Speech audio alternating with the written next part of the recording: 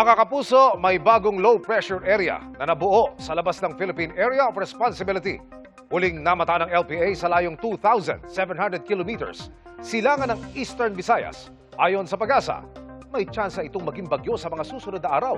Posibleng sa linggo, lalapit at papasok din yan sa PAR. Sakaling matuloy, tatawagin ito bilang bagyong Francisco. Mababa pa ang tsansa nitong maglandfall pero kahit hindi tatama sa lupa, pwede nitong palakasin ang habagat. Patuloy na tumutok sa update sa magiging pagkilos nito at sa posibleng pagbabalik ng habagat. Sa ngayon, easterlies pa rin ang makakaapekto sa bansa lalo na sa Southern Luzon, Visayas at ilang bahagi ng Mindanao. Nananatili rin ang tsansa ng localized thunderstorms.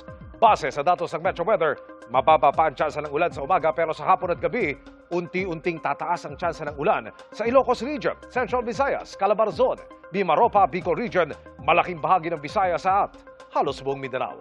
May malalakas na ulan na pwedeng magpabaha o magdulot ng landslide kaya maging alerto at mag-monitor ng advisories. Posible rin ang localized thunderstorms sa ilang bahagi ng Metro Manila bukas, lalo na bandang tanghali o hapon.